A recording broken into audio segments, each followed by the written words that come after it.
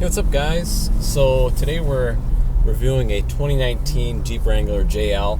Now this is the newest Wrangler that's out. I own a TJ, so I kind of wanted to give you guys a perspective from a TJ owner, what I kind of think about the new Wrangler, and just kind of talk about just a few of the things on the Jeep. What came new on the Wrangler is they redesigned a bunch of different things, and I just made a video comparing the Wrangler JK and JL, and this has a lot. So if you haven't seen that video, definitely check that out. But we'll just talk about the interior here. The controls for the radio and the air conditioning is all really nice. The dials have a nice feel to them. They're plastic, but they don't feel cheap. The interior on the new one is obviously by far a lot better than my TJ. My TJ uses a lot of plastics. This has a leather dash here. The dash is a painted color. The Rubicons are actually really cool. The Rubicons come with a red painted dash, which looks really nice. The whole dash area too has the Uconnect screen on here, and the Uconnect screen is just awesome. So you have your radio, your phone, everything's hooked up. It's a very responsive touch screen. So it's a very responsive touchscreen, which is really nice to see. The My Ford Touch has gotten better, but this is very smooth. There's really no delay to it, which I really like. So the gauges are super cool. I really like them. They're circular, which is kind of neat. They have a neat design, like a neat background on them. They look really nice. The center area has a really cool looking screen, which gives you like vehicle telemetry. They have like a little off-road mode where you can see how much your Jeep is, at an angle and stuff. You have your miles per gallon, your oil pressure, your engine coolant temp. You have a bunch of different things that you can view on the screen, which is really cool. It's kind of nice to have that a little bit more. You have a lot of information in that small little area, which is kind of cool. So a couple other things that I thought were kind of cool is the hood actually folds all the way up, and you can lift the hood like all the way up and out of the way, which is nice. So like on my TJ, I can just lift the hood and make it touch the top of the Jeep here, so you can have a lot of access. And they kept that, which I thought was a really cool thing that they did. So what's really nice about the JL too is it's got these freedom tops, they call them, or T-tops. And they're on the JL, they really improved how they come off. They're super easy. They're all just latches now, versus the JK had that screw-in thing in the back. So this comes off literally in just a couple seconds of me just unclicking it all, lifting it out. So that's nice. If you do get a hard top, that is nice that these panels just pop off super easy. If it were me, I still like soft tops. The hard top is nice, but I like being able to take the top all the way off super quickly, so I would still definitely opt for a soft top. But if you're going for a hard top, I mean, this is really hard to beat. It's super easy to take off. So what else is really cool is if you do decide to take the doors and the windshield down and all that, in the back they actually have the spots where you can put the screws so you don't lose them, which is kind of a really nice feature, I think. Another thing too I think is neat is all the Easter eggs on the Jeep. So on the shifter you have the old Willis Jeep on here, which is cool. Up in the windshield you have a Jeep climbing up the window. On all the wheels you have the little Jeep, so I think that's kind of cool. And then on this Jeep, the non-LED headlights, you have little Jeep, a little Jeep symbol with the 7 slots and the 2 headlights, which is kind of cool. Which I think is kind of a cool little feature that they just put in the Jeep. One thing that I absolutely can't stand with the Jeep is they have the auto start stop, and I believe this feature is also equipped with a manual transmission. So every time you come to a stop, the Jeep will just turn off, and there's no way to disable it. So that would definitely be something that you have to get in the aftermarket to get rid of. But that absolutely just drives me nuts. Is when you're ever driving around, it turns off, and then as soon as you put your foot off the brake, it starts up again. So I don't see these starters lasting very long. But yeah, so that's just kind of a feature that I just don't like at all. So overall, this new Jeep rides super smooth. It's really nice. It still feels like a Jeep because it looks like a Jeep, but it definitely doesn't, I guess would say, drive like a Jeep. It definitely drives more like a regular SUV does. So it kind of loses that part, but I think for normal people or for people who want something a little nicer, the JL is definitely a good option because it does look like a Jeep. It definitely feels a little bit like a Jeep, but it definitely doesn't have that rough riding and just kind of heavy steering like my TJ has. The steering's very light. So overall, like, driving it is very nice and very easy. It just doesn't give you that feeling that like the older Jeeps give you. So talk about the engine. So the engine we're driving in right now is the 3.5 liter V6. Now, this one has the 10-speed automatic, and I just really don't like automatics. But if you were looking at getting a Jeep and you want an automatic, I would probably option for the 4-cylinder turbo motor, just because I think the turbo sounds really neat. I think the horsepower and torque is pretty similar. You're going to get better gas mileage, and I think it just sounds a lot better than the V6 does. And the V6 is, basically their minivan engine. So by no means is it a bad motor, but I definitely would opt for the turbo 4-cylinder if I were to get a JL. So that's another thing. After driving the automatic transmission, it's hard for me to say. I wish they made the 4-cylinder with a manual. That I think would be the way to go, or even the new turbo diesel that's going to come out. If I were to buy a Wrangler, I'd probably wait for that turbo diesel, and I hope they put a manual with that, because that would definitely be the way to go. But I'm not a big fan of the automatic. It's got you can shift it manually, but I'm a big manual transmission guy, so that's pretty much the only way I would do it, is if I could get like probably the turbo 4-cylinder or that diesel. Probably definitely the turbo diesel with a manual transmission, and I would definitely opt for a 2-door. I'd probably do a Sport S 2-door. If I had the money, I'd obviously do a Rubicon, but if I were building a Jeep, I'd probably do Sport S. Probably do a couple options like the stereo system and the screen. It comes with stock wheels; those come off. Get bigger wheels and tires.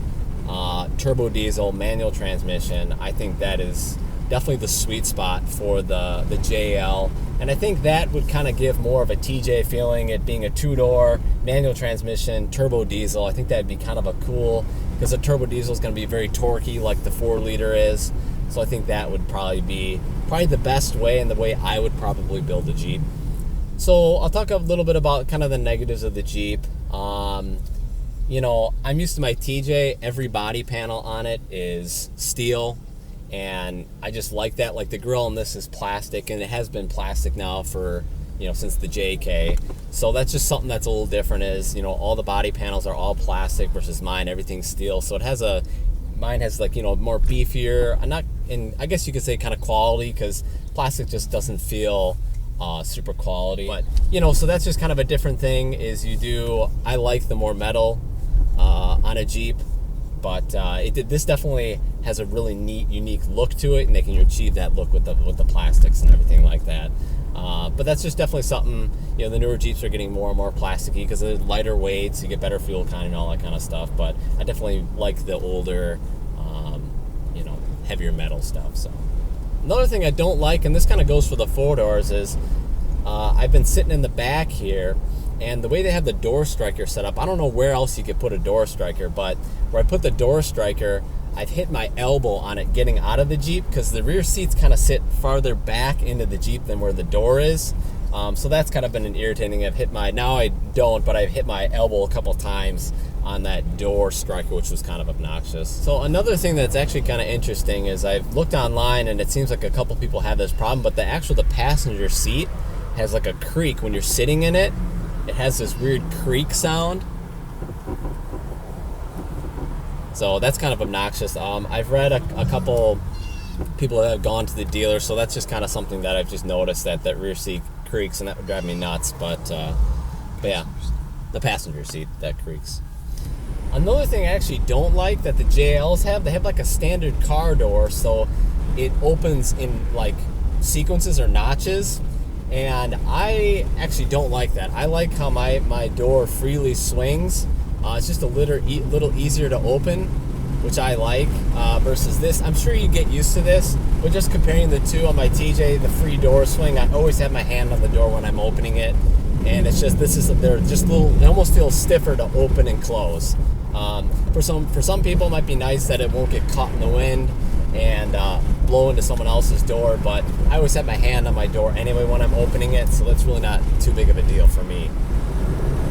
So another thing to talk about is the side steps in the Sahara are kind of useless. I don't really know why they're there. Maybe if you had a big lift and big tires, it would make more sense, but if you step up onto them and actually use them as like a step to get into the Jeep, you're going to crack your head on the roll bar here. So that's kind of a weird thing that I definitely wouldn't have. So I will say the rear seats, they don't feel like $40,000+ car rear seat. They definitely, I mean, they're fine, but I would kind of hope they would do a little bit better job with the rear seats, kind of make them a little bit more cushiony, a little bit nicer. Like my TJ, has that bench seat, and it's so much more comfortable than these rear seats are. And I know they don't really make seats like that anymore, but that's just kind of one thing I noticed, that the rear seats, they're not terrible. By no means are they uncomfortable, but for this kind of price point, I would think they would kind of put a little bit more money into making the rear seats a little bit nicer. Another thing I want to talk about too is, so this is a Sahara, and now you have the base models, which are the Sport and the Sport S, I believe. Then you have the Sahara, then the Rubicon, of course. But the Sahara's nice. You get a little bit better wheels, which I still think any Jeep needs aftermarket wheels and tires, unless it's a Rubicon. The Rubicon wheels look nice. But the Saharas, I'm really not a big fan of the way the wheels look, and they're too small of tires. But the interior, back in the day, the Saharas had that cool tan dash. They had the cool seats with the pockets in the back, where I kind of feel like the Saharas have kind of lost that kind of uniqueness, where they used to be really kind of special. Now it's, I don't know, I just don't get that feeling from it that you're in a Sahara. I feel like I'm in just like kind of a base model Jeep with just some different wheels and maybe painted fender flares, and I think the Sahara comes standard with the touchscreen and everything. But I kind of miss the days of like where the Saharas were very different, where they had different, a cool logo emblem on the side, and then you had the cool seats, the different color interior. So that's just kind of a thing that I noticed about it.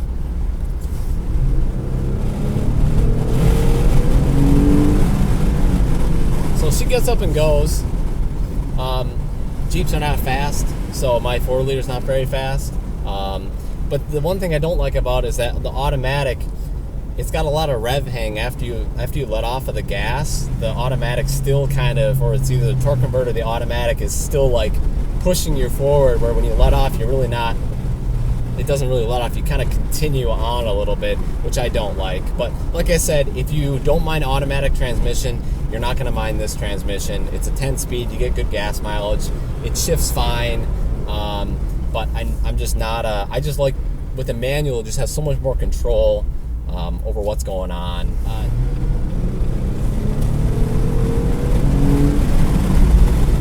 It gets up and goes pretty good. I would say this is probably faster than my TJ. I would say. You definitely have to wring this out a little more. TJ's probably, it's got that lower end torque, but it's definitely not a bad motor by any means, but I'm just not a huge fan of the way the V6 sounds. So like I was saying before, turbo 4-cylinder, the turbo diesel would probably be the motor to get. But as far as design, I think the JLs look really nice.